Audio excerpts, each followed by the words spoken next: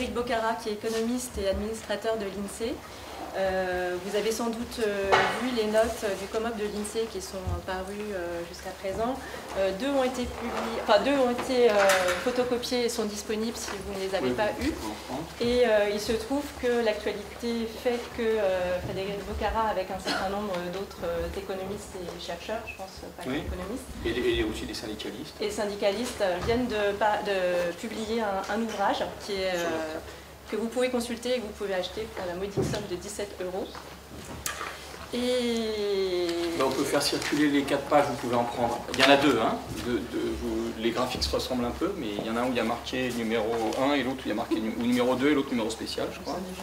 Voilà, ils peuvent garder le bouquin, ils peuvent le regarder. Ce qui ne veut pas dire garder 2 fois. Et juste un mot pour expliquer la relative faible affluence. En fait, on avait prévu cette journée d'action il y a déjà un certain temps et on pensait qu'elle était judicieuse juste après les vacances scolaires et suffisamment en amont du 5 mars pour fêter les 3 mois d'engagement contre la réforme des retraites. Bon, il se trouve qu'on a été nombreux à avoir cette idée miraculeuse du 25 mars, donc il y avait tout à l'heure une cérémonie de remise de revues vides devant le ministère, etc. Il y a aussi l'AG de l'EHESS qui est à court en ce moment, donc ce qui fait que l'assistance est peut-être un peu moins dense que celle qu'on avait imaginée, mais en tout cas, tout à l'heure, on a pu faire des échanges tout à fait intéressants. Merci encore d'être venu. En tout cas, merci de l'invitation. Alors juste, d'autant plus que je suis filmé, je ne suis pas là comme administrateur de l'INSEE, ça c'est mon métier, mais je n'ai pas le droit de me prévaloir de ma fonction INSEE dans le débat public. Je suis là parce que je suis économiste, statisticien public, membre du CESE d'ailleurs aussi, du Conseil économique, social et environnemental. Mais, enfin, en même temps, moi ce que j'ai observé, et c'est dans cet esprit-là que je vais faire un gros quart d'heure d'introduction, puis on peut avoir des échanges après pour clarifier si vous voulez. L'idée c'est quand même de présenter les choses pour que vous puissiez les utiliser, vous en nourrir pour le débat et pour discuter avec d'autres gens. Il faut démultiplier. C'est ça qui est décisif. C'est pas seulement de discuter entre convaincus ou semi-convaincus. Donc, voilà. Donc, je suis économiste statisticien, je suis syndicaliste, membre du comité de mobilisation et membre de la CGT de l'INSEE.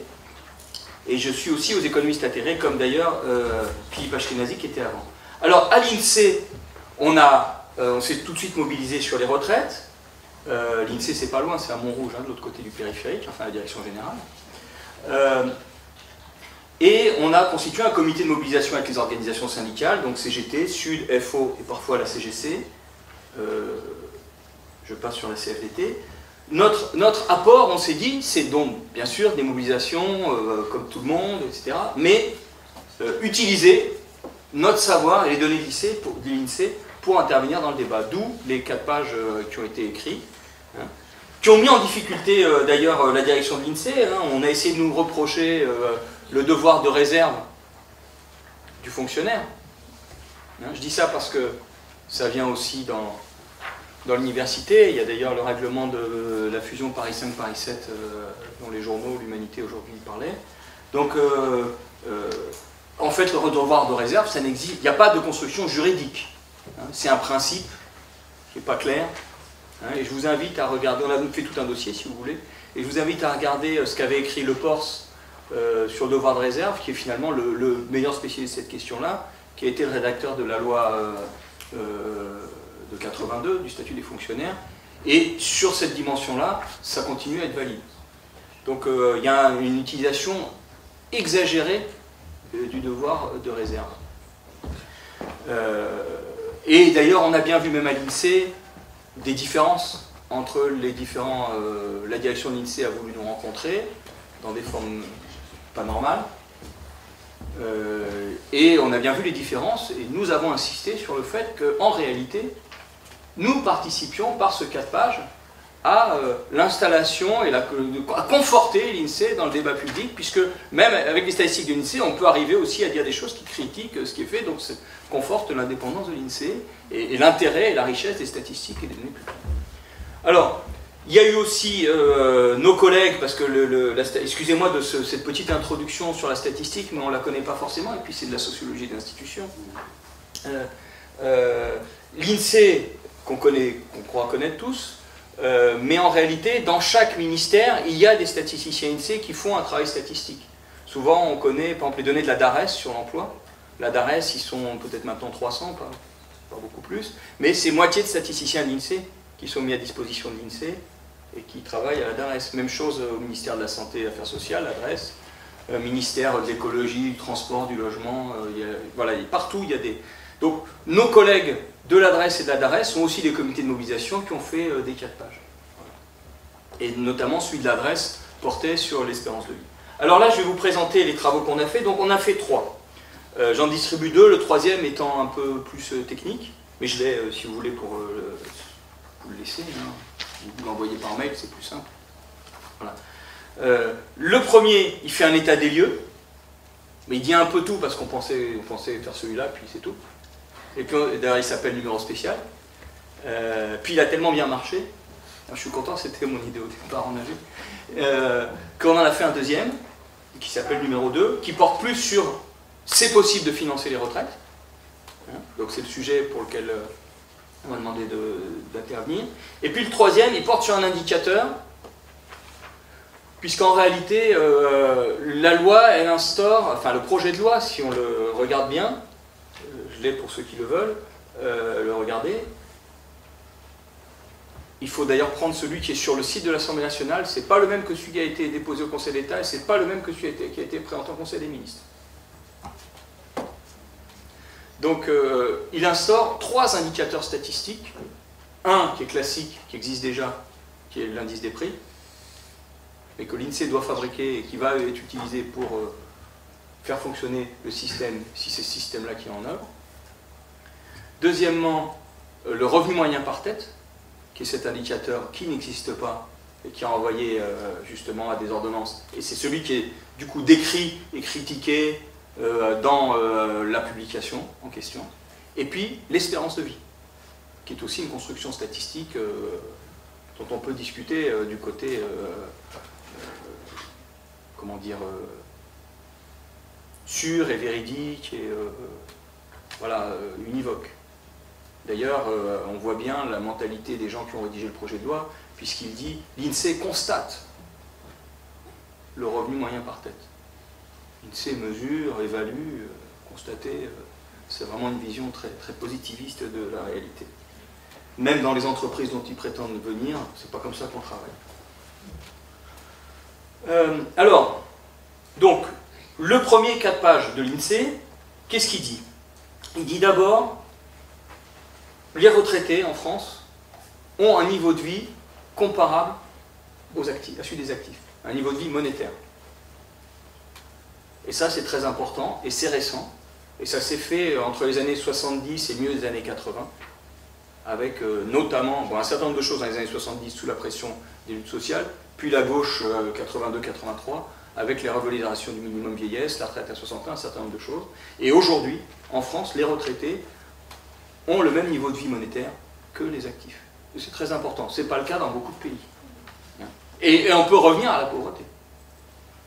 Puisque c'était 25% de retraités en dessous du seuil de pauvreté au début des années 70, je crois en 70, alors qu'aujourd'hui c'est seulement 10%. Alors que dans l'ensemble de la population, il y a quand même 15% de gens qui sont, donc c'est moins. Deuxièmement, le système de retraite actuel, malgré tous ses défauts, malgré le fait qu'il ait été quand même fragilisé depuis une quinzaine d'années avec différentes réformes, il réduit les inégalités.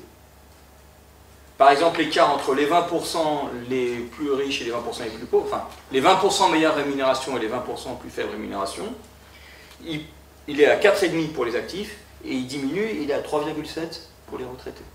Donc, il y a un effet de compensation limité, mais quand même. Troisièmement, la croissance des richesses. Alors, je vais dire quelque chose qui est une évidence, mais je préfère la dire. Vous savez bien comment fonctionne le système par répartition. C'est les richesses créées durant l'année par les travailleurs et les travailleuses qui financent, et ces richesses, la somme de ces richesses, c'est le PIB, le produit intérieur brut. C'est ces richesses qui payent les pensions des retraités durant l'année. Les pensions ne sont pas stockées, elles ne sont pas stérilisées dans la croissance financière, pour l'essentiel. C'est ça le système par répartition. Donc, et sur la période, les richesses créées ont progressé beaucoup plus vite que la part des plus de 65 ans. C'est ce qu'on voit là. Alors il y a la projection, j'y reviendrai ensuite. Hein. Vous voyez, en rouge, en bleu c'est le PIB, les richesses créées. Donc de 1949 à 2018, la dernière année qu'on a. Hein. J'ai pris un indice 100 en 1960. Et puis en rouge, c'est la part des plus de 65 ans par rapport au reste de la population. D'accord ? Donc on voit que ça a progressé beaucoup plus vite. Et c'est pour ça qu'on a réussi à financer les retraites. On va faire à l'intérieur de la période, parce que c'est plus compliqué à l'intérieur de la période, bien sûr. C'est ce que voit monsieur. Il y a un moment où ça se tend, il y a un moment où c'est mieux, etc. Donc, il s'agit des richesses créées, inflation déduite, donc en volume. Hein, donc c'est bien les richesses réelles. Plus précisément, le PIB a été multiplié par 6,4 entre une période qui n'est pas celle-là, qui est celle que prend Édouard Philippe, entre 1960 et 2040. Le PIB a été multiplié par plus de 6,4. Et la part des retraités par rapport aux actifs, c'est pas exactement le chiffre qui est là, a été multiplié par 2,6. Donc 6 d'un côté, 2,5 de l'autre. Donc on a eu l'espace pour financer les retraites. C'est comme ça que ça s'est passé. Bien sûr, si on fait deux sous-périodes, et si je fais ces deux sous-périodes, 1960-2000, puis 2000-2040, c'est qu'Édouard Philippe a fait les mêmes deux sous-périodes. Je ne sais pas si vous savez, on a dû supporter Édouard Philippe 2 fois 2 heures au CESE. C'est un hémicycle, le CESE. On ne connaît pas le CESE, mais c'est censé être la 3e assemblée constitutionnelle du pays, avec les forces vives de la nation, tout ça. Et 2 heures, Édouard Philippe a présenté le système en septembre. C'était le jeudi, excusez-moi, jeudi avant la fête de l'image, je sais pas si c'était et il y a eu la grève le vendredi soir, là, après. Hein. Et puis, excusez-moi, c'est comme ça que ça fonctionne. Et puis, avant la manif du 5 décembre, il nous a présenté, donc fin novembre ou tout début décembre, son système. Et avec interdiction de débattre, dans la chambre du dialogue, bien sûr. Donc la deuxième fois, j'ai vu les collègues des autres syndicats, notamment la CGT, j'aurais dit on ne peut pas laisser faire ça comme ça. Ils m'ont dit, bon, on n'y va pas, nous on boycotte. La FSU Esquerry m'a dit, moi je suis tranquille, je suis en congrès, je n'ai pas à me poser la question, je serai à Clermont-Ferrand. Bon, j'ai dit oui, mais on ne peut pas écouter comme ça. Donc j'ai obtenu, donc on a quand même porté des pancartes en disant le dialogue, c'est pas le monologue, ça va. Donc on se les supporté 2 fois, et il nous dit, mais les actifs, le nombre d'inactifs a été multiplié par 4 entre 1960 et 2000, et puis encore d'un tiers entre 2000 et 2040, selon les prévisions. Oui, mais le PIB, pardon, le nombre d'actifs, la part des inactifs par rapport aux actifs, c'est multiplié par 2 entre 1960 et 2000. Par 2. Mais le PIB a été multiplié par 4. Donc sur cette période 60-2000, il y a eu de l'espace. Sur la période 2000-2040, y compris les prévisions qui sont là, la part des retraités augmente de 33%. On passe de 2 actifs pour un retraité à 1,5 actifs pour un retraité. C'est ce qu'on dit partout. Oui, mais quand même, ils projettent que le PIB augmentera de 60%. Donc quand même 2 fois plus vite. Mais ça se tend. On voit bien que c'est plus tout à fait la même chose. Donc, les choses commencent à être tendues.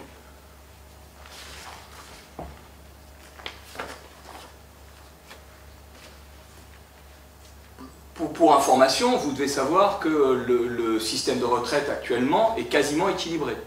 Hein, le déficit, c'est 3,5 milliards, c'est-à-dire 0,1% du PIB. Donc vous voyez, si le PIB augmente de 0,1 point de plus ou 0,2 points de plus, ça change tout. On n'est donc pas du tout dans l'affolement ni démographique ni statistique. D'ailleurs, vous voyez du point de vue de la démographie ce qui est prévu. Ça c'est en rouge. En rouge, le passé. En pointillé, le futur, les projections du corps, le Conseil d'orientation des retraites, que maintenant, quand on est un peu mobilisé, on connaît à peu près. Vous voyez, le nombre la part des plus de 65 ans va continuer à augmenter, puis ça ralentit. Donc en réalité, on a une dizaine d'années difficiles, et puis après, il n'y a plus du tout le même problème démographique. Donc ce n'est pas du tout l'affolement démographique qu'on nous raconte. Quant au PIB, j'ai pris les prévisions du corps, qui sont relativement modérées, c'est-à-dire 1,6% de croissance du PIB par an, ce qui est faible. C'est leur scénario central, comme ils disent. Ils en ont un ou deux, et ainsi, c'est le scénario central. Donc, quel est le cœur du système par points? Peut-être que ça vous a été présenté, mais je pense qu'il faut quand même revenir là-dessus. Le cœur du système par points, c'est limiter à 14% du PIB les dépenses de retraite. Vous avez un graphique qui montre, dans le 4 pages, ce que ça veut dire. Elle faisait ça, et puis tout d'un coup, on va les plafonner. Et les limiter en ramenant tout à un seul paramètre, piloté d'en haut, la valeur du point. Enfin, vous allez voir qu'il y a 3 valeurs du point. La valeur du point. Pourquoi? Ben parce que les richesses créées, c'est quoi? C'est les salaires et les profits, et puis les cotisations sociales et les prélèvements publics qui sont au milieu. Et donc, si je diminue les cotisations sociales, mécaniquement, ça augmente les profits. Donc, c'est ça. Il y a une deuxième idée un peu plus source dont a parlé tout à l'heure Philippe. Je ne présente pas les choses comme lui, mais il est d'accord avec ce que je lui ai dit, même s'il n'est pas là pour dire oui.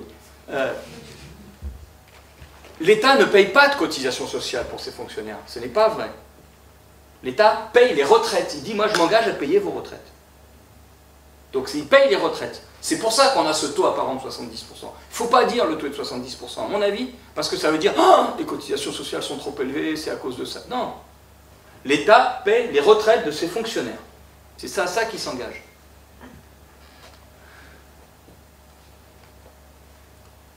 Dans le nouveau système, l'État va être, comme les autres employeurs, va payer des vraies cotisations. Et donc va payer beaucoup moins. Et donc, ça va faire à peu près, à terme, 50 milliards de moins. 40 à 50 milliards de moins. D'accord? Et donc, ça a deux conséquences. Un, ça fait apparaître un déficit du côté des retraites. Et donc, il faut une trajectoire d'équilibre qui renforce. Deux, ça libère de l'argent pour d'autres dépenses et satisfaire différents publics, les profits et puis un peu la recherche. Un peu. Et puis certains chercheurs et pas d'autres, etc. Et donc ça explique aussi pourquoi ils sont arc-boutés sur cette affaire-là, à mon avis. Après, que dans un certain nombre de comptabilités, ces dépenses pour les retraites soient comptées comme des cotisations sociales et des dépenses de recherche, c'est une autre affaire. Mais c'est les dépenses de retraite que l'État paye. De toute façon, il faudra les payer. Donc c'est ça ce qu'il faut avoir en tête. Et c'est énorme, effectivement, cette affaire. Donc, l'idée, c'est limiter. Alors, certains ont dit... Donc, et qu'est-ce qui va se passer avec le système?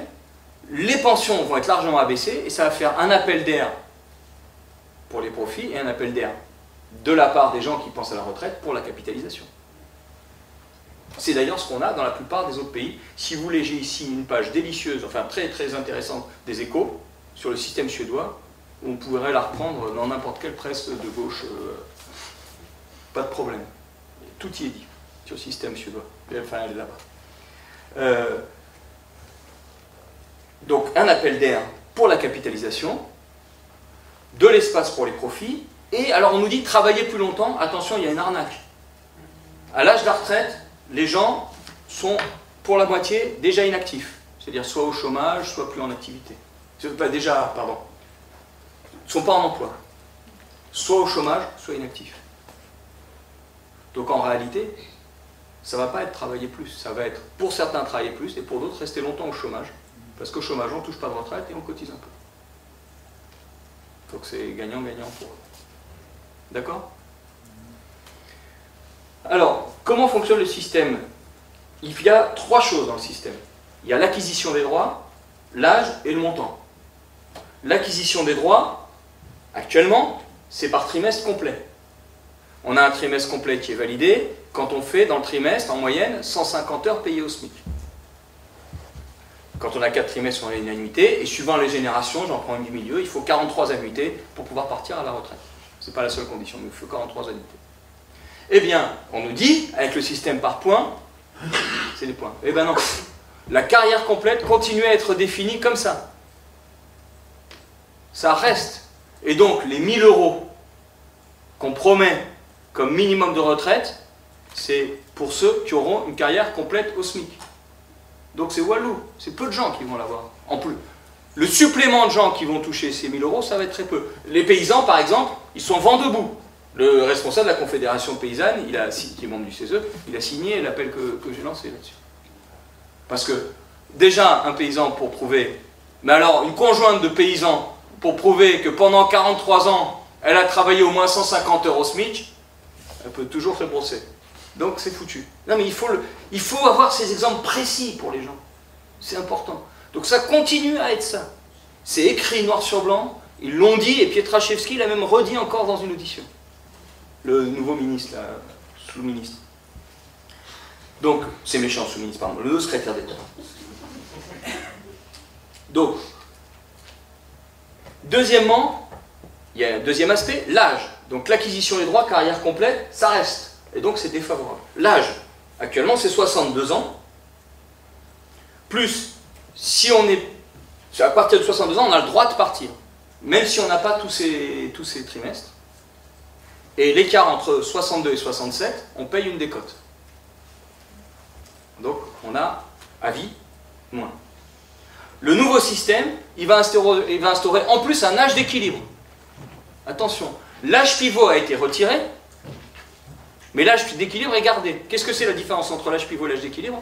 C'est la même chose, sauf que l'âge pivot, il s'applique à partir de 2025 et l'âge d'équilibre s'appliquera un peu plus tard. C'est tout. C'est la même chose. Donc c'est l'âge avant lequel, entre les 62 ans, l'âge légal, et l'âge d'équilibre, on applique une décote à vie. Si je pars un an avant l'âge d'équilibre, j'ai 5% de pension en moins toute ma vie. Si je pars 2 ans avant, c'est 2 fois 5, 10% de moins toute ma vie. Hein? J'ai dit toute ma vie parce que si Bedga, la grande communicante, elle croyait que c'était jusqu'à l'âge uniquement. Il faut qu'elle apprenne. La vie. Et donc, si on part à 62 ans, mais qu'on n'est pas complet et qu'on est avant l'âge d'équilibre, on prend les 2 décotes dans la figure en plus. On peut développer, chaque fois qu'on creuse, on trouve. C'est comme en chercheur, quand on veut chercher, quand on veut trouver un truc, on finit par le trouver, il faut être un petit peu têtu. Donc, cet âge d'équilibre, il va évoluer. Il va évoluer avec l'espérance de vie. Il est écrit que mécaniquement, l'âge d'équilibre sera repoussé chaque année de 2/3 de l'évolution de l'espérance de vie. Donc, ce qui est un progrès de civilisation dans une société, vivre plus longtemps. Parce qu'au lieu de nous dire on vit plus longtemps, on dit il y a plus de vieux. C'est beaucoup plus négatif. Hein, déjà. Non mais c'est vrai. Hein.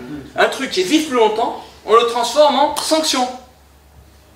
Tu vis plus longtemps, bah, tu partiras plus longtemps à la retraite. Ça ne veut pas dire que tu travailleras forcément plus longtemps parce que tu seras au chômage. Donc des cotes à vie. Troisièmement, le montant. Actuellement, le montant dans le privé, on prend les 25 meilleures années, on fait la moyenne et ça fait la pension. Pour faire simple. Hein. 25 meilleures années, ça permet d'enlever les mauvaises années. Dans le public, parce qu'il y a des évolutions de carrière linéaires et ascendantes, dans le privé, pas forcément, on peut finir au chômage, ou dans un mauvais truc. Donc dans le public, on prend les 6 derniers mois, on fait la moyenne, et c'est ça ce qui permet de calculer la pension. On va parler des primes après. Parce que là aussi, il y a un âge. Et bien le système par points, on va prendre toutes les années, et on fera la moyenne. Qu'est-ce que ça veut dire? Il faut l'expliquer comme ça, je l'ai fait comme ça a foutu la trouille. Un mec de la RATP, j'ai failli le rassurer, mais bon, j'ai nagé. Ça veut dire que les années où tu as des mauvais points, tes notes les plus basses, eh ben, vont rentrer dans la moyenne. Eh ben, on sait ce que ça fait quand les notes les plus basses sont dans la moyenne. Ça baisse toute la moyenne. Donc c'est ça. Donc, un étudiant qui en début, il est en formation, il ne bosse pas encore, il veut faire un petit boulot, c'est même pas évident qu'il a intérêt à le déclarer. Parce que, ça ne va pas forcément lui faire ses annuités, parce qu'il faudra quand même que ce soit au moins 150 heures payées au SMIC. Et 2, ça va baisser sa moyenne. Je ne dis pas qu'il ne le fera pas, mais c'est pas sûr. Enfin, vous voyez le genre de truc dans lequel on entre. Je prends que les choses principales. Hein. Donc, les mauvais points vont baisser la moyenne. Et donc, au total, on a 4 paramètres. On a, quand je travaille, j'acquiers des points. D'accord? Chaque année, la valeur du point pourra changer. Donc, 1 heure d'une année ne vaut pas 1 heure d'une autre année, ne vaut pas 1 heure d'une autre année. Enfin, 1 heure et 1 euro, parce que c'est des heures euros. Donc, en réalité, c'est pas du tout un point égale un point. C'est pas vrai. Le Conseil d'État a attiré les gens ne l'ont pas vu parce que c'est technique, et le Conseil d'État a attiré attention là-dessus. En disant, c'est pas vrai votre histoire de truc égalitaire sur le point. Donc ça, c'est la valeur d'acquisition du point. Après, quand on part à la retraite, il y a une valeur d'achat, de liquidation. Donc d'achat du point. Elle aussi, elle pourra varier. Et même, alors la responsable de la CGT, Sylvie Durand, a attiré mon attention, c'est comme ça qu'on a vu qu'il y avait un dernier texte qui n'était pas le même, parce qu'on ne regardait pas le même article 55. D'après elle, il y a même la possibilité de faire baisser la valeur des pensions maintenant. Donc il y a la valeur de liquidation, qui est encadrée, et il y a la valeur de réévaluation de la pension. La valeur, donc ça fait 3, et enfin il y a l'espérance de vie. Donc la valeur de réévaluation de la pension, donc je suis allé trop vite. C'est quoi la valeur de réévaluation? Donc il y a... Non, non, tu as raison. Pardon, vous avez raison. Il y a la valeur d'achat du point. Tu as raison, Mathieu Marin. Il y a la valeur d'achat du point, d'acquisition. Puis il y a la valeur au moment où je liquide. Hein, et puis ensuite, quand je suis pensionné, ça fait 2 valeurs. Quand je suis pensionné, ma pension, elle est réévaluée chaque année. En fonction du fameux revenu moyen par tête, dont on montre que si c'est le salaire moyen par tête, c'est comme ça. Si c'est le revenu, comme on ajoute les auto-entrepreneurs qui gagnent que dalle, et les entrepreneurs individuels, et puis je sais pas quoi, c'est plus bas déjà. Et puis les têtes, on va mettre quoi dans les têtes? Par tête, en nombre. Est-ce qu'on va mettre une personne, donc un autre entrepreneur qui travaille quelques heures? Ou est-ce qu'on va mettre un équivalent temps plein? C'est pas la même chose. Donc il y a plein d'inconnus là-dessus, et il y aura un décret qui va dire à l'INSEE quoi faire. Donc, la revalorisation de la pension, et enfin, il y a l'espérance de vie quand même comme indicateur qui va être utilisé là-dedans. Alors, la revalorisation de la pension, jusqu'ici dans les versions précédentes, il était écrit que c'est bloqué entre 1, donc ça ne peut pas baisser, et je ne sais plus quoi, le RMPT justement, le revenu moyen par tête.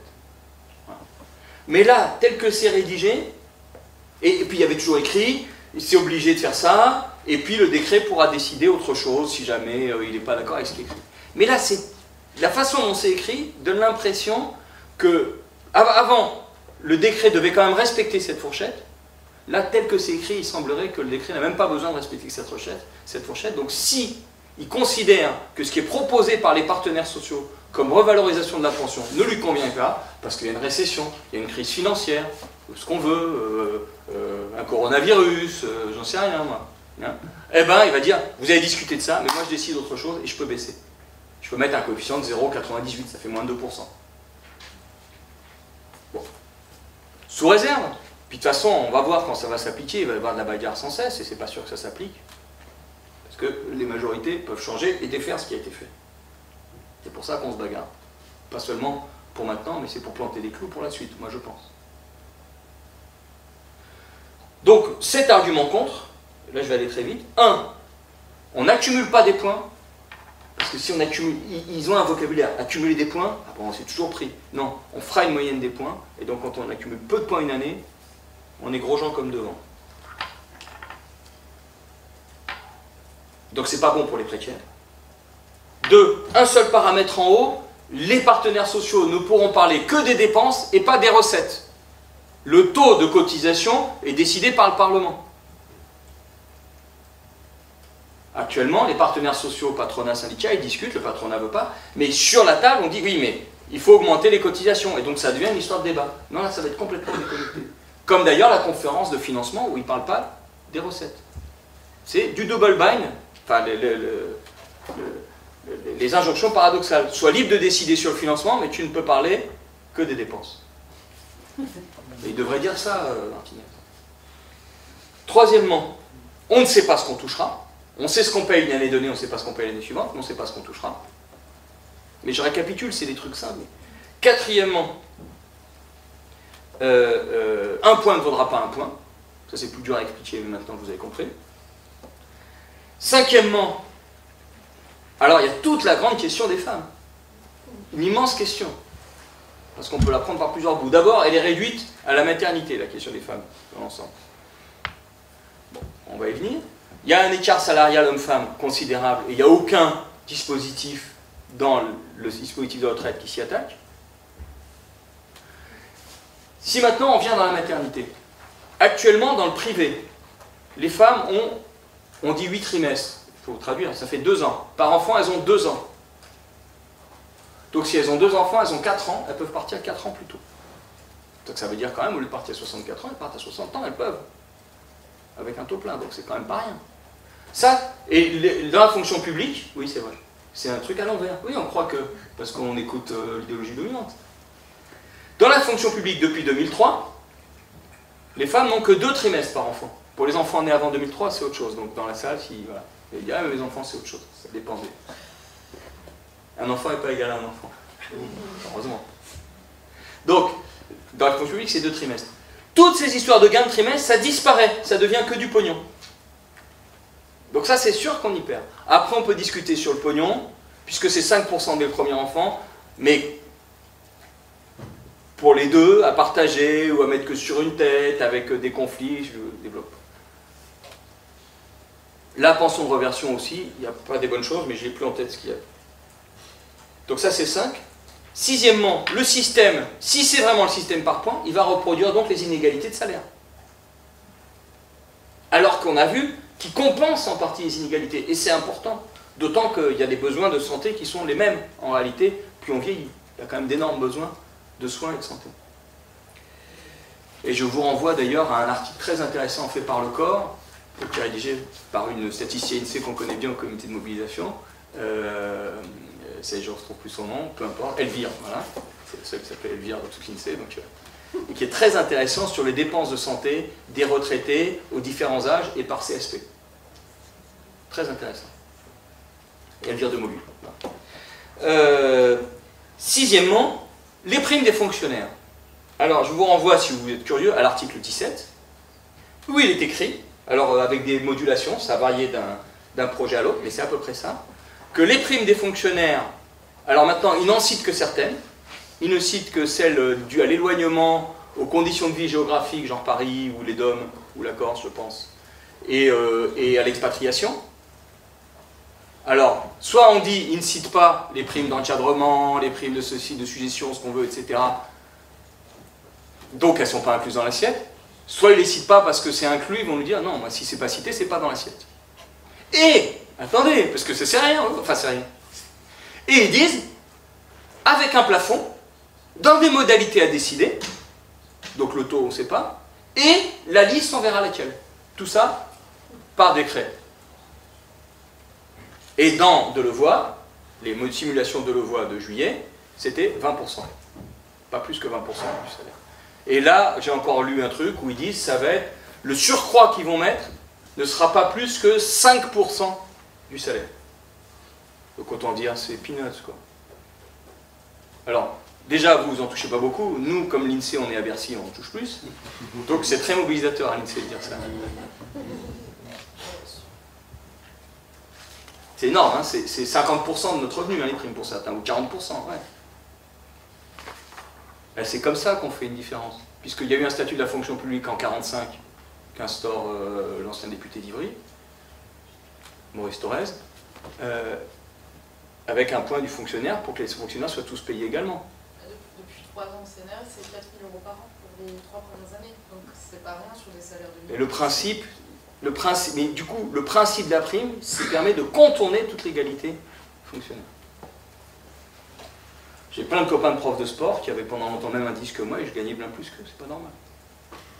Donc, le grand enjeu, et je rentre dans le sujet, désolé d'y arriver si tard, c'est il faut une réforme pour améliorer les pensions, parce qu'il y a quand même des difficultés sur les pensions, il y a des choses qui se profitent sur la santé, il y a des tensions, pour améliorer sur l'âge, parce que, alors c'est le travail qu'a fait l'adresse, mais l'âge de vie en bonne, l'espérance de vie en bonne santé est quand même très bas, c'est 63 ou 64 ans pour les femmes et les hommes, 63 pour les hommes, 64 pour les femmes.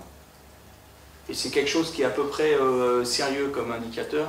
Enfin, modulo l'aspect statistique, on ne demande pas aux gens est-ce que vous êtes en bonne santé.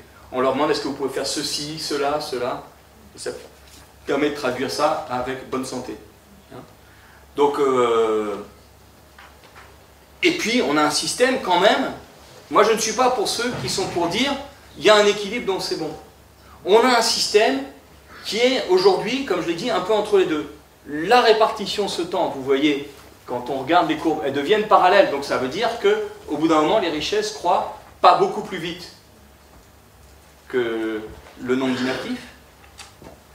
Et deuxièmement, on a un système qui, avec les délocalisations, avec les attaques contre les salaires, etc., tend à fragiliser la base de financement du système. Et donc, il faut une réforme pour anticiper les choses. Moi, c'est ce que je défends. C'est pour ça qu'on a fait ce bouquin. C'est pour ça que j'avais lancé cet appel qu'on a fait et qui a été signé par des gens de la FSU, de la CGC, de SUD, de la CGT, de la Confédération paysanne, de la JOC, enfin, des intellectuels. Il y a une trentaine de sociologues et un ou deux économistes de plus. Ou un deux sociologues de plus, je ne sais plus. Parce qu'on ne peut pas garder le statu quo. Il faut réformer, mais à partir des avantages, pas des avantages, des points forts du système actuel, pour les développer. C'est ça qui est important. Et donc, il faut une inventivité sociale pour répondre aux grands défis de l'allongement de la vie. Comme Ambroise Croizat, et puis il n'était pas tout seul, avait eu le courage de toute cette invention sociale après 1945. Vous connaissez Ambroise Croizat, vous savez qu'il était député du 14e. Il habitait rue Daguerre.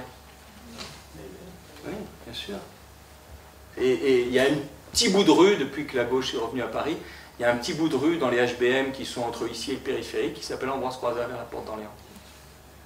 Et vous verrez dans le métro Porte d'Orléans, je l'ai pris en photo, puisque je sens que ça vous intéresse, il y a une photo d'Ambroise Croizat avec écrit, c'est la RATP qui l'écrit, il a créé un système universel. Donc ce système est déjà universel. C'est tricheur de dire qu'on va créer un système universel. Il est déjà universel, et parce qu'ils utilisent universel, parce que ça a une charge très forte dans un pays comme la France, universalité, le pays des droits de l'homme, l'universalité, la France, tout ça. Il est déjà universel. Bien sûr. Donc on voit bien. Alors quel est l'enjeu? La base du système, c'est deux choses.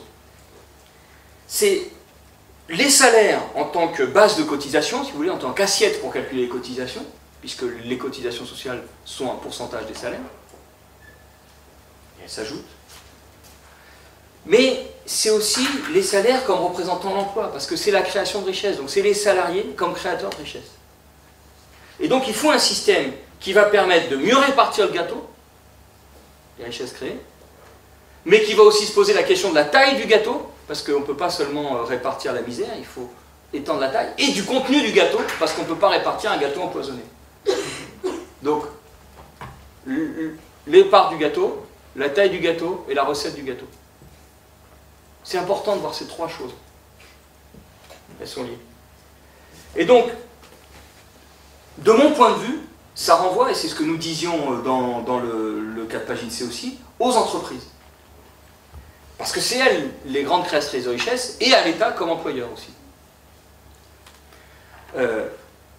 Donc, comme je l'ai dit, et comme le montre le papier de l'INSEE, il y a un financement possible, car le PIB et les richesses existent, mais comment on fait en sorte que le système, il attrape ce financement? Et c'est là où, c'est ce que ne dit pas, et on n'avait pas à dire ça dans le comité de mobilisation, mais c'est là où je pense que c'est important. Parce qu'actuellement, on a un système qui est à côté, et qui a permis ce que vous voyez là, par exemple.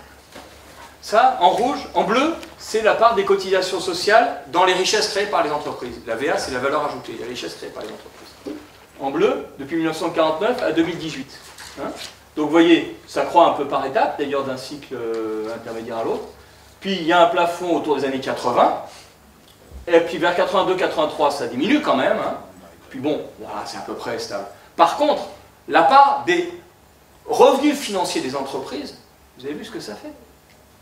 On part de 6% et on arrive à 35-40, puis ça diminue un peu, mais c'est trompeur. On est quand même à 25-30%, presque le double des cotisations sociales. Alors, que fait la police? Non, mais je veux dire, qu'est-ce qui compte dans cette affaire-là? Donc, comment dégonfler cette affaire-là? Et c'est là où le système, il a été contourné, il a permis des salaires emprisonnés, une inégalité femmes-hommes qui s'est démesurément amplifiée parce qu'en fait les femmes se sont mises à travailler mais sur des boulots spécifiques, à temps partiel, précaires dans les années 50-60 quand la sécurité sociale s'est développée bien sûr. Et puis dans les années 70 encore plus. il a permis les délocalisations, il a permis des emplois mités, etc. Donc comment le système va permettre sa propre consolidation? C'est ça l'idée.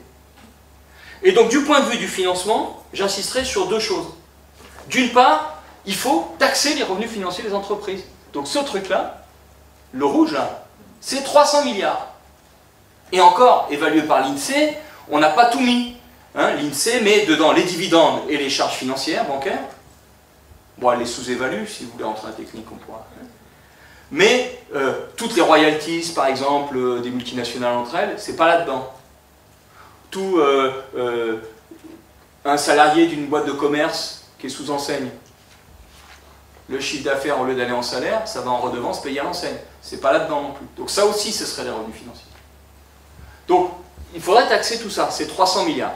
Donc immédiatement, taxer à 10,5%, comme actuellement le taux moyen de cotisation patronale, ça fait 30 milliards à peu près. Mais bien sûr, ce n'est pas un trésor caché. C'est-à-dire qu'on les taxe pour qu'elles fassent autre chose, pour assainir leur activité.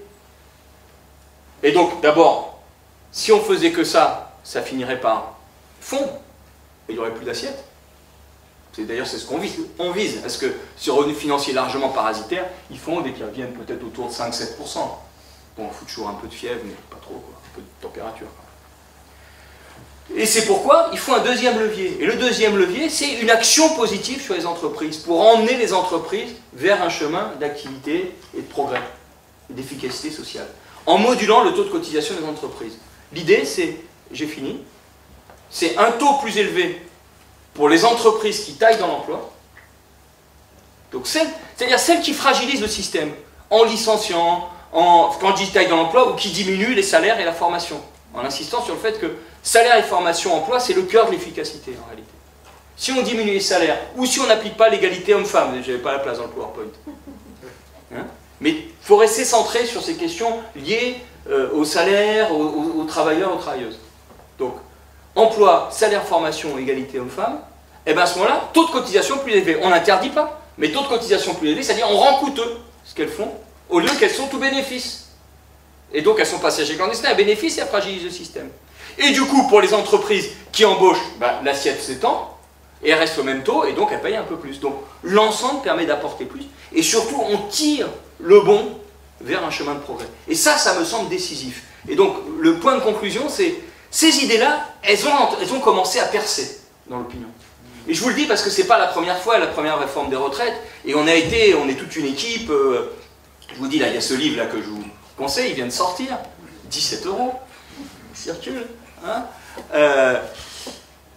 on a, depuis longtemps, organisé des idées là-dessus. Hein. Là, on précise de plus en plus dans l'appel, ça commence à être plus précis aussi. Mais, au mieux, progresser l'idée, taxer les revenus financiers. On sait bien. Mais pas cette idée d'action sur les entreprises. Alors moi, je pense qu'elle est fondamentale. Il faut entrer dans une autre relation avec l'entreprise. Et là, à présent, dans les propositions des divers partis de gauche, ou des organisations syndicales, c'est-à-dire Parti communiste, mais aussi Parti socialiste, mais aussi les Verts, etc., mais aussi les organisations syndicales, les deux éléments viennent. Mais, alors c'est très important, mais avec les ambiguïtés. Et je conclue là-dessus. C'est-à-dire, on dit revenus financiers, mais on ne sait pas si c'est les entreprises ou si c'est les revenus financiers des ménages qui ont un livret A et qui ont quelques revenus financiers. Non, entreprises. Et deuxièmement, modulation, alors là, ça vient de différentes façons. Soit ça vient très franchement, soit ça vient pêle-mêle, c'est-à-dire on module le taux de cotisation des entreprises selon leur politique d'investissement, selon qu'elles font de l'école, enfin tout quoi, donc rien. Ou bien rikiki. Par exemple, le PS lui dit moduler le taux de cotisation d'entreprise, très important que ce soit dit, je trouve, mais uniquement pour la pénibilité et pour certains boulots pénibles. Copernic, pour certains contrats. Mais si on rentre dans une action sur les entreprises en prenant des petites niches, des petits trucs, etc., ça ne va jamais marcher. Ça va créer une usine à gaz d'abord, et ça ne va pas marcher. Et on ne voit pas la clarté, je dirais, politique au sens noble, c'est-à-dire ce que font les entreprises, c'est une grande question de citoyenneté, de politique dont la société doit se préoccuper. Et il ne faut pas perdre ça de vue. Donc c'est très important cette action sur les entreprises, et en même temps c'est très important que tout le monde dise il faut commencer à moduler. Moi je dis maintenant, faire payer une surcote, puisque c'est devenu dans le débat. Faire payer une surcote à celles qui démolissent le truc. Et c'est très important parce qu'on le disait avant, c'est une usine à gaz. Ben non, et c'est faisable. Donc voilà un peu les deux éléments de financement. Je conclue là-dessus. Après, il y a d'autres éléments importants de services publics, de dispositifs institutionnels qui permettent les transitions d'un jeune sur des emplois de seniors, etc. C'est des éléments de démocratie, d'unification du système. Mais on ne m'a pas demandé de plancher là-dessus, je suis déjà trop long. Merci de votre attention.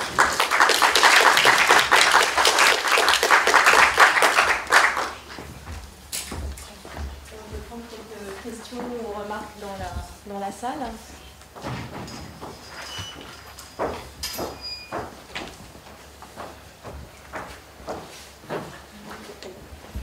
Juste une remarque. Il suffit de parler. Juste une.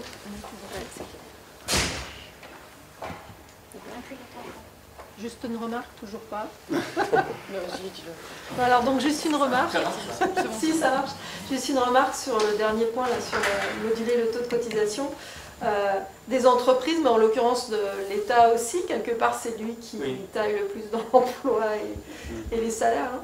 Alors il faudrait travailler sur modulation des taux de cotisation de l'État employeur, effectivement. À quel niveau et qui parce que comment dire? Quel est l'employeur? Est-ce que c'est tout l'État dont on va moduler toutes les cotisations? Ou est-ce que c'est telle direction, tel service? Donc il y a tout un ensemble de trucs à ouvrir, bien sûr. Et il taille dans l'emploi, il embauche des précaires, enfin tout ça. Tout à fait.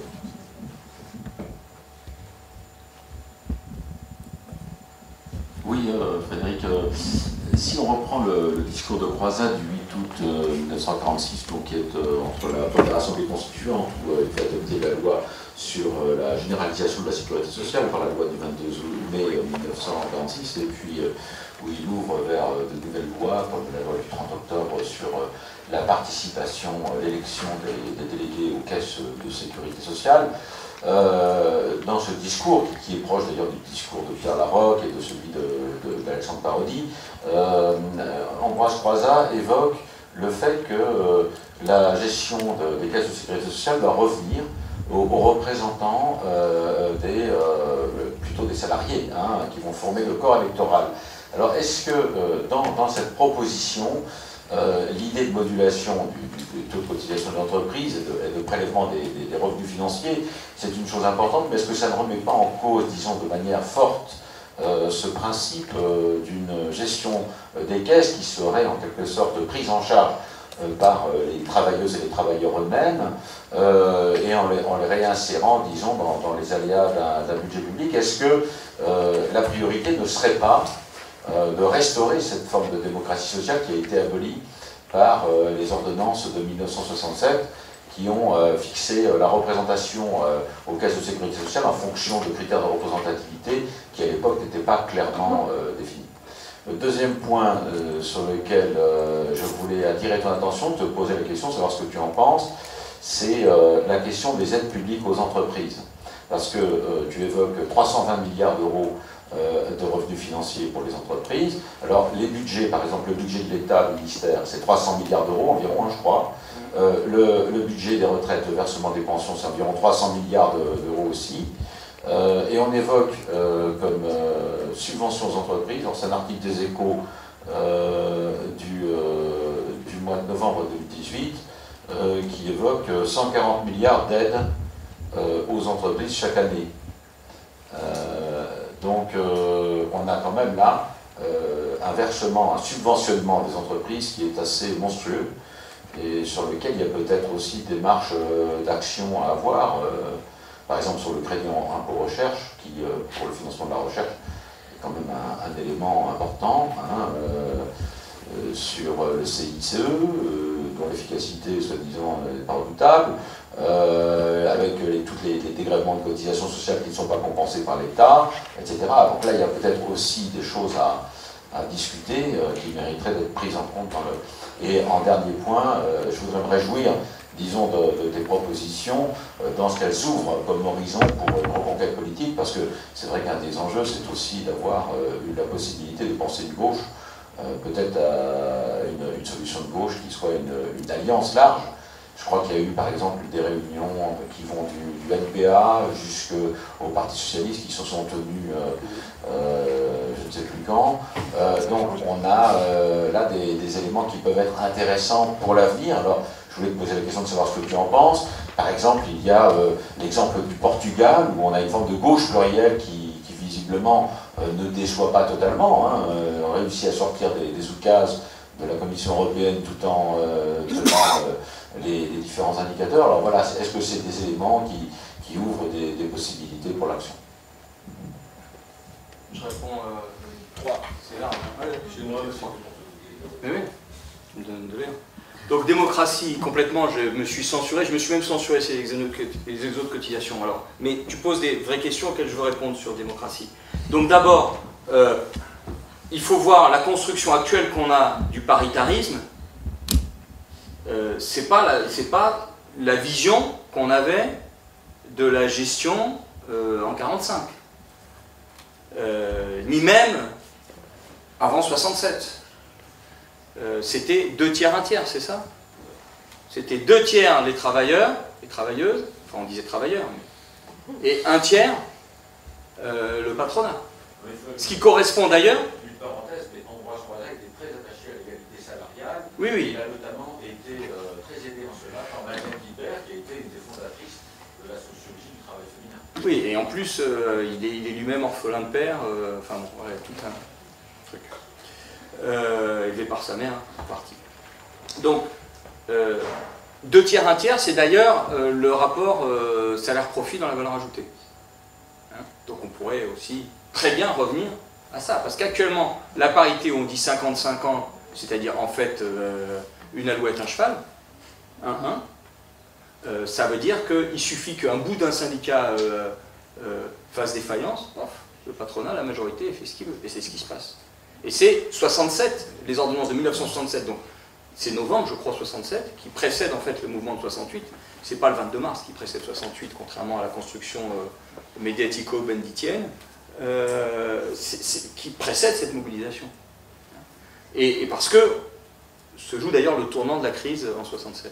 Donc, on peut avoir une vision de la démocratie tout autre. D'ailleurs, on a tout un chapitre dans le livre qui est sur l'autogestion des caisses par les travailleurs, parce qu'il faut aussi une désétatisation. Enfin, là, ce système, c'est une surétatisation qu'ils vont nous apporter, hein, puisque c'est l'État qui va tout fixer, etc. Et les partenaires, ils sont vraiment technocratisés, c'est affreux. Hein. Mais actuellement, il y a un problème, c'est devenu suradministratif et bureaucratique. Il y a un problème de débureaucratisation des caisses, quand même, qui est un enjeu. D'ailleurs, ils les ont retirés des territoires. Bon. Les 2 questions de fond, il me semble. C'est les travailleurs qui créent les richesses. Donc, les revenus financiers des entreprises, c'est une prise sur la création de richesses par les travailleurs. Donc, c'est pas parce qu'on les taxe que ça échappe aux travailleurs. Au contraire, c'est les richesses qui créent les travailleurs. Donc, ça, c'est une cotisation. J'ai dit taxer, c'est une cotisation de 10,5%. Donc, c'est pas du budget État, mais ce serait une cotisation additionnelle pour les caisses de sécurité sociale. Et ça ne remet pas en cause le fait que les travailleurs et leurs représentants, mais il faudrait aussi les ayants droit, il faudrait avoir une vision plus élargie, dire à la fois minorer le patronat là-dedans parce qu'il a une place bien trop élevée, mais il faudrait rajouter aussi les ayants droit, les retraités, les jeunes, etc. dans la gestion du système. Donc, ça ne, de mon point de vue, ça n'évince pas du tout les travailleurs parce que c'est eux qui créent ces richesses. Et c'est de la circulation des richesses qu'ils ont créées. Deuxièmement, la modulation. C'est la modulation de la part patronale de la cotisation sociale que nous proposons. Non pas la modulation de la part salariale, la modulation de la part patronale. Et, je ne l'ai pas dit tout à l'heure parce que j'ai voulu aller vite, pour que justement cette modulation soit effective, ce que nous avons en tête, c'est que ce soit accroché à des pouvoirs des travailleurs de saisine dans les CT, les comités techniques pour l'administration, ou dans les CSE pour les entreprises, qui puissent dire « mais non, ils n'ont pas augmenté les salaires, mais non, ces contrats, c'est bidon », et donc saisir les caisses de cotisation sociale pour dire « vous devez leur appliquer une surcotisation parce qu'ils n'ont pas fait ce qu'il faut ». Donc on pourra avoir un nouveau type de démocratie où l'administration vient aider la saisine, vient aider les travailleurs. Donc ça, ce serait donc pas seulement une application administrative, alors après, il y aurait une régulation des conflits et des contestations, mais ça, on sait faire, et ça crée de l'espace social, de débat, et qui renforce le débat sur qu'est-ce que font les entreprises, est-ce qu'elles font ce qu'il faut ou pas. Troisièmement, alors voilà, sur ça. Deuxième idée, aide publique aux entreprises. Oui, bien sûr, mais j'ai voulu me centrer sur comment le système lui-même, en le changeant, peut agir. Bien sûr, il faut changer le système d'aide publique aux entreprises. Entre les deux, il y a les exonérations de cotisations sociales, que j'ai sautées aussi, qui étaient dans mon papier, mais qui sont dans l'appel. Il faut réexaminer toutes les exonérations de cotisations sociales. Elles sont chiffrées par la Cour des comptes à 50 milliards. Et c'est faible, à mon avis, 50 milliards. Pierre-Yves Chanu, qui est le membre du corps pour la CGT, et qui est un très bon spécialiste de ces questions-là, il les chiffre à 80 milliards, je crois, un truc comme ça. Parce qu'il prend aussi le fait que, vous savez, dans le privé, ils ont déjà énormément de capitalisation. Des percos, des machins, etc. Et ça, c'est si vous voulez, c'est de la capitalisation qui ne paye pas de cotisation sociale. Et donc si on considère que là, c'est du salaire, de la rémunération pour des travailleurs, qui va être dirigée là-dedans, et qui n'est pas soumise à cotisation sociale, il les compte aussi dans les exos. Donc c'est comme ça qu'il arrive à 80. En tout cas, il y a bien 50 milliards qui sont les 30 plus 20 de CICE qui n'existe plus maintenant, le CICE. C'est l'exonération permanente de cotisation sociale. Il faut les revoir profondément, c'est ce qu'on dit. D'autant plus que leur principe, c'est pas seulement il faut qu'elles créent des emplois, mais le principe, c'est conditionné à des bas salaires. Donc, les entreprises ont ça si elles capent les salaires. Donc, elles participent au contraire du maintien de cette gangrène de bas salaires et de ces difficultés d'efficacité. Donc, il faut les remettre en cause, bien sûr. Ça, on est d'accord, et les organisations syndicales aussi le mettent sur la table. Et ce qui est nouveau, et on va dire cocasse pour rester optimiste, c'est que même le Parti Socialiste met en cause ces exonérations de cotisations sociales, dont le CICE. Bon, dont acte. Mais, deuxième point là-dessus, j'insiste exprès, il faut voir que la justification c'est « Ah, mais les entreprises, elles ont besoin, elles n'ont pas d'argent, elles n'ont pas d'argent. » Et c'est vrai.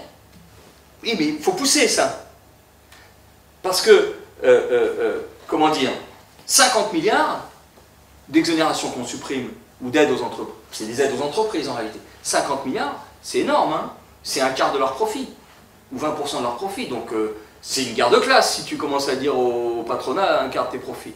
Donc c'est pour ça qu'il faut, ça ne marche que si on dit aussi, mais ceux qui veulent entrer dans un chemin de progrès, on les emmène.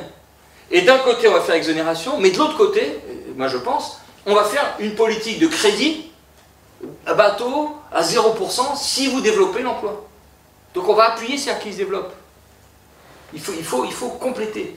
Parce qu'on est dans un, comment dire, un rapport de force complexe avec les entreprises. Dans ce que tu présentes là, les revenus financiers sont quand même grandement alimentés par les subventions. Oui, mais c'est pas du net. Hein. Je suis d'accord. Donc ça oblige à rentrer dans l'utilisation de l'argent des entreprises et dire, vous devez en réalité, mais nous ne nions pas que vous avez besoin d'argent, mais il faut l'utiliser à des choses efficaces. Et ça, la société, elle a des idées là-dessus. Et donc, même conjonction avec les besoins écologiques. Donc, effectivement, il faut... Donc, le fondamental, je crois, et pour une gauche de transformation, et au-delà, parce qu'on parle de De Gaulle, machin, pour un progrès social, c'est cette domination du capital, une grande alliance contre la domination du capital, c'est ce que je mets dans le titre de ma conclusion, ou intertitre de ma conclusion, pour emmener les entreprises, avec la question des entreprises, qui doivent être vers un chemin de progrès. Cette question des entreprises, c'est un impensé trop fort de la gauche depuis 1983, et on suit le patronat et ce qu'il dit, et c'est là-dessus qu'il faut revenir. Le crédit impôt recherche, il faut que vous sachiez une chose, parce qu'il est critiqué, mais on ne sait pas tout. Le crédit impôt recherche, il n'est pas accordé si on fait des dépenses de recherche. Il est accordé si on a simplement accumulé dans ses comptes des dépenses de recherche. Si on les enregistre. Voilà, la reconquête politique, j'en ai dit un mot finalement. Qui a le micro? C'est toi. Il est ouvert. Oui, merci beaucoup. Moi j'avais juste une question par rapport au choix du autant de justice sociale, je comprends bien, autant civilisation, j'ai un peu plus de mal. Projet civilisationnel, ça, enfin, comment dire, politiquement, c'est un terme dans lequel en tout cas moi je ne me reconnais pas du tout sur... Enfin, il y a une histoire en fait coloniale aussi derrière ce terme de civilisation. J'ai vu que c'était aussi dans votre livre. Donc voilà, je m'interrogeais vraiment sur le choix de ce terme. Et aussi, en regardant là, rapidement, j'ai vu qu'il y avait pas mal de travaux initiés sur les discriminations ethniques et raciales. Alors vous avez bien parlé des inégalités femmes-hommes, et je voudrais savoir comment vous articulez justement les impacts de cette réforme aux discriminations ethniques et raciales, et si c'était quelque chose dont vous parliez dans le comité de mobilisation. Voilà. Alors, plusieurs choses. D'abord, civilisation. Comment dire? Si je prends le mot paix, par exemple, les va-t-en-dire utilisent le mot paix. C'est pas parce qu'ils utilisent le mot paix que je ne vais pas l'utiliser.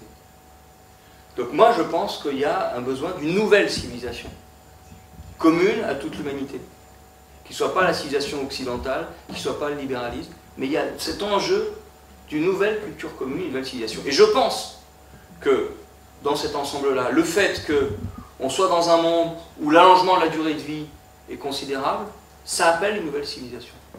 C'est pour ça qu'on met ça. C'est-à-dire qu'il y a une ambition qui dépasse simplement les retraites, l'économie, les salaires. Il y a une ambition très profonde de progrès de civilisation, parce qu'on nous fait croire en réalité que, comme je disais tout à l'heure, c'est pour répondre... on nous fait croire que le problème, c'est qu'il y a plus de vieux. Non, il y a un progrès de civilisation. Oui, le progrès, ça existe. Je pense que le progrès, ça existe, oui. Il n'est pas linéaire, mais ça existe, le progrès. Là, on pourra débattre, mais oui. Donc, c'est un peu ça. Alors, bien sûr, moi, tous mes ancêtres viennent de Tunisie, donc tout le débat sur, comment dire, la vision civilisatrice portée par Jules Ferry et la gauche, bien sûr. Moi, je commence mon cours de microéconomie en montrant comment c'était ces gens-là, c'est le créateur de la microéconomie, un des principaux, c'était un ami de celui qui... J'ai oublié son nom maintenant. Comment? Oui, c'est ça. C'est un ami de Leroy Beaulieu, le seul député économiste qui défendait la colonisation à la Chambre. Donc il y a vraiment une concomitance. Mais c'est pas parce qu'ils utilisent le mot civilisation en prétendant que ça a été civilisationnel qu'il faut leur laisser. Se pose la question d'un truc qui est à la fois culture, géographie, économie, conception des relations humaines, force productive, tout ça, ça appelle une vision nouvelle. Et les retraites, c'est un élément, mais un élément très transversal, parce qu'on en a l'exemple, quand on parle des retraites, on parle de tout. Pour vous donner un exemple, moi j'ai eu le reproche d'un camarade de la CGT qui est au CESE, qui est membre du bureau du CESE pour la CGT, qui a signé l'appel, qui dit « Mais dans votre bouquin, vous ne parlez pas assez du travail, parce qu'un bon travail, ça fait forcément une bonne santé, et donc moins de dépenses de retraite et un espérance de vie plus important. » Donc, les retraites, c'est un carrefour qui fait parler de tout. Mais aussi de quel est le rôle du travail, quel est le rôle de la vie libre, quel est le rôle des anciens. Donc, c'est dans ce sens-là. Maintenant, alors, dans le comité de mobilisation, moi je parle de discrimination raciste, pas de discrimination raciale, parce que les races n'existent pas, et qu'en plus il y a la question de la mesure. Oui, je pense qu'un concept n'existe pas. La question de la mesure, nous sommes plongés dedans à l'INSEE, et nous avons eu de gros débats. Oui. Et donc, je ne sais pas ce que c'est qu'un homme blanc, je ne sais pas ce que c'est qu'un arabe en particulier. J'ai foutu la merde dans la liste de lecture des atterrés sur ce que c'est qu'un arabe. Par contre, la question effectivement sociale, et qui va être liée à l'origine supposée, ou une origine de plus en plus ancienne et accumulée, oui. On n'en parle pas dans le comité de mobilisation. Pour l'instant, si tu veux, on cherche.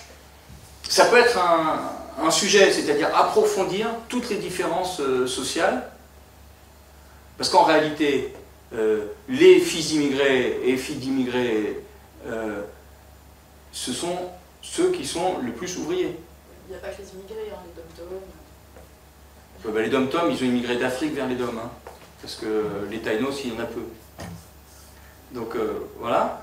Donc on pourrait pousser quelque chose, un cas de page sur la vision un peu catégorie sociale, parce qu'il faut qu'on le fasse à partir... Le comité de mobilisation s'est donné une contrainte. C'est faire nos publications à partir de statistiques disponibles pour tout le monde. Pas utiliser un truc en interne qu'on pourrait faire, en plus on se ferait reprocher sinon. Donc ça peut être ça, parce qu'on cherche peut-être un sujet pour un numéro 3. Mais bon, faut qu'on trouve, parce que l'adresse, elle a fait les différentes espérances de vie par CSP, donc il faudrait qu'on trouve quelque chose. Après, on a peu. Hein. Moi, je sais que quand j'avais... Mais voilà, donc on en parle peu. Ça peut être un sujet pour un troisième tome, enfin un troisième numéro. Faut voir ce que publie le corps ou pas, et ce qu'on a sur les retraites.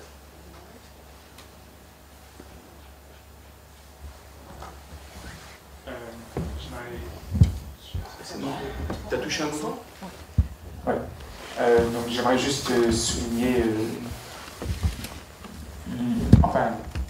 remercier Lucien pour cette question parce que je les partage aussi.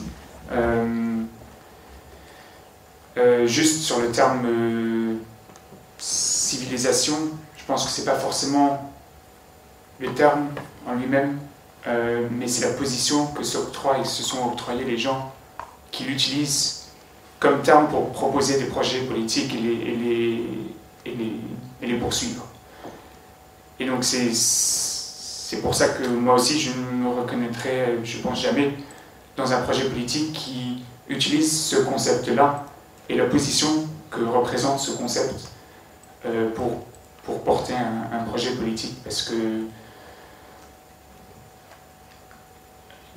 même dans comment tu l'as présenté, c'est une vision globale et une certaine, comment dire, une imposition de culture, de façon de penser, de façon de voir le monde,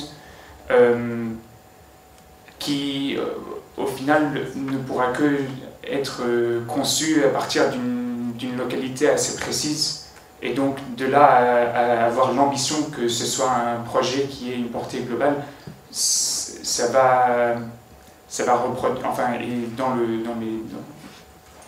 en tenant compte qu'on est à Jourdan, un campus de l'ENS, on parle à partir de positions en tant qu'étudiant, étudiante, prof, chercheur, chercheuse dans ces institutions-là. Il y a une certaine continuité entre la position qu'on occupe nous dans ce monde et des personnes qui ont porté des discours civilisationnels auparavant dans ce pays. Et donc je pense que c'est pour ça que simplement dire il faut se réapproprier de ce terme, en fait on se le réapproprie d'une certaine façon, on se le réapproprie de nous-mêmes en étant ici, quoi. Et donc pour moi c'est vraiment la question n'est pas sur le terme lui-même, mais sur la position que nous on occupe dans quelconque lutte politique, et l'utilisation de ce terme sans remettre en question cette position-là qu'on a nous dans le monde et dans les luttes sociales. C'est ça qui me perturbe vraiment, et voilà, et dans ta réponse je reste perturbé.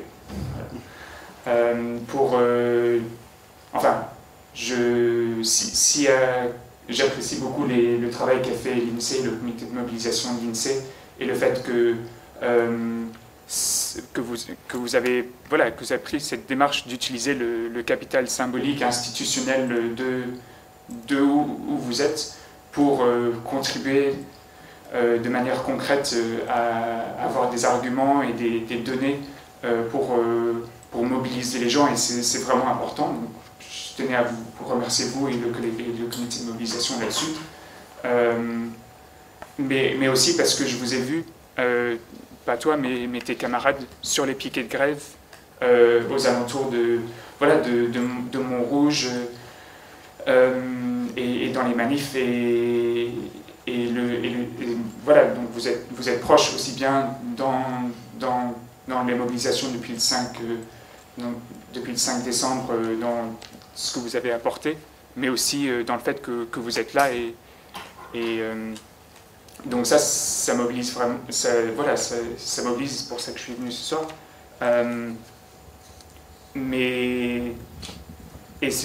Donc c'est avec ça que je dis que je serais vraiment intéressé de savoir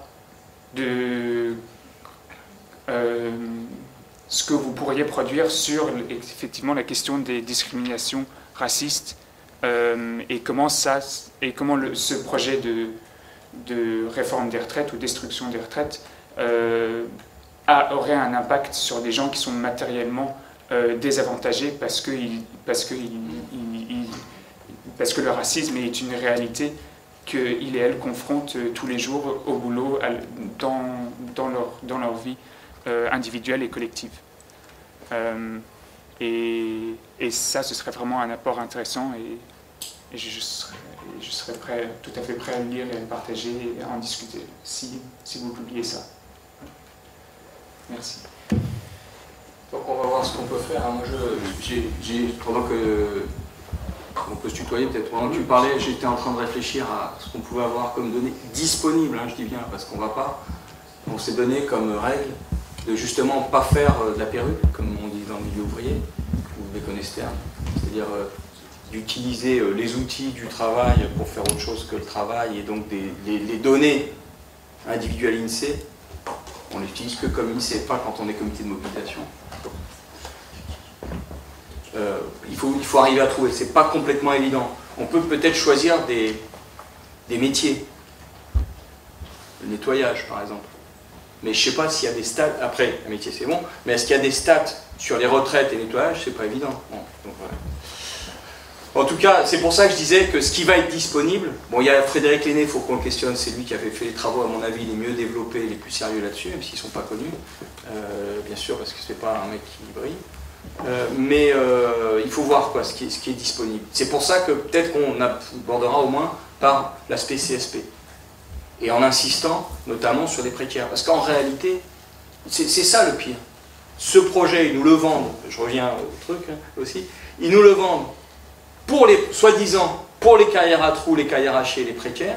Et en réalité, c'est les précaires qui vont avoir le moins de points par an, et donc ça va baisser leur moyenne, et c'est eux qui vont en prendre encore plus dans la figure, d'autant plus qu'on continue à leur appliquer l'histoire de la carrière complète. Donc peut-être ça arrivera par ce bout-là, pas forcément parce qu'on ne veut pas, mais parce qu'on a cette contrainte de disponibilité des données.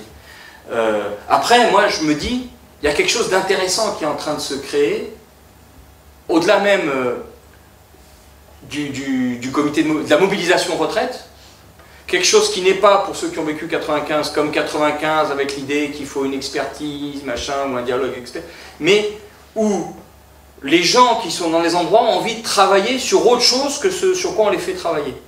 Parce qu'on est quand même, à l'INSEE, on est beaucoup moins libre que vous. Hein, on dit les chercheurs à l'INSEE, mais c'est pas très vrai. Hein, on a une hiérarchie, machin, des plans de travail. Ouais, c'est le prix. Mais moi, je veux bien laisser le prix de la liberté, mais en fac, on m'a jamais pris dans les comités de spécialité. Voilà.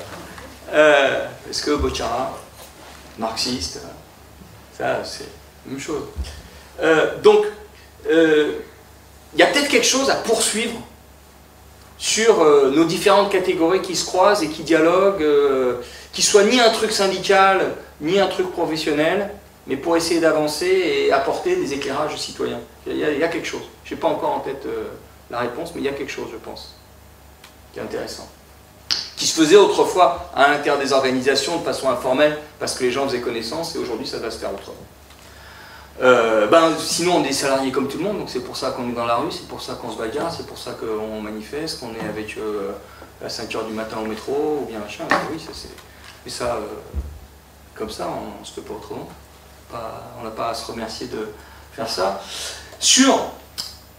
Il y a une chose importante, c'est quand on a fait un truc dans le centre de Paris avec les signataires, Benoît Test a insisté, a dit, et ça renvoie à ce que j'ai dit au début, enfin que je viens de dire plutôt, les intellectuels n'ont pas que à soutenir des trucs. Ils ont aussi une responsabilité à produire, à apporter des idées et des propositions. Et je pense que c'est important d'être dans cette posture-là. Moi, j'avais souffert en 95, et heureusement qu'il n'y a pas eu que l'appel Bourdieu qui était « Allez-y les petits gars, c'est bien joli », mais qu'il y a eu aussi un appel avec des propositions. Et là, donc, c'est pour ça que très tôt, on a dit « Il faut des propositions, pas seulement dire « Ah, bravo les petits gars, c'est bien joli, ah, le mot ouvrier, ah, le mot cheminot, c'est beau et tout, ah, c'est bien, et tout. » Non. Et on a et je remercie les intellectuels qui ont fait ça. On a une responsabilité d'intellectuel. Mais du coup, ça me fait entrer, parce que je comprends ton souci. Et en même temps, il faut voir qu'on a un souci commun, je pense, qui est il faut qu'on ait un apport intellectuel pour penser et pour proposer, pas pour imposer, mais pour proposer. Et proposer des choses globales n'est pas imposer. Les gens en font ce qu'elles veulent, les gens en font ce qu'ils veulent de ces choses globales. Mais je pense qu'on a besoin de suggérer une pensée du global, qui peut être du global différentiel, qui peut être ce qu'on veut, mais on a besoin, dans le champ politique. Et donc, parce que le libéralisme, c'est du global. Oui. Et donc, est-ce qu'il suffit de dire simplement pas faire du global parce qu'il y a le libéralisme? Certains peuvent le penser, et c'est respectable. Moi, je pense que non. Et je pense qu'il y a toute une logique globale du capital qu'il faut démonter, qui a sa justification, il faut la voir. Elle avait en plus, je pense, sa justification plus forte dans un temps où, grosso modo, c'était les machines le facteur d'efficacité. C'est inverse aujourd'hui où c'est les êtres humains le facteur d'efficacité. Donc il y a une révolution sociale qui doit se construire. Elle sera ce qu'elle sera, elle ne sera pas ce qui est écrit. Mais je pense qu'on a besoin d'écrire d'idées globales et qui disent qu'il y a une visée de civilisation. C'est-à-dire, pourquoi? Parce que les femmes et les hommes d'espaces différents, faire confiance à leur intelligence et à leur intérêt, de se dire, quand on se rend compte, on doit penser une civilisation commune. Je pense que c'est important. Donc, maintenant, j'ai peut-être tort, et de toute façon, je partage ton souci. Mais voilà, je pense qu'il ne faut pas... On a eu trop peur de faire du global, de 1983 à aujourd'hui, on va dire. Parce que les grands récits, parce que les logiques, ça amène les dictatures, le stalinisme, machin, etc.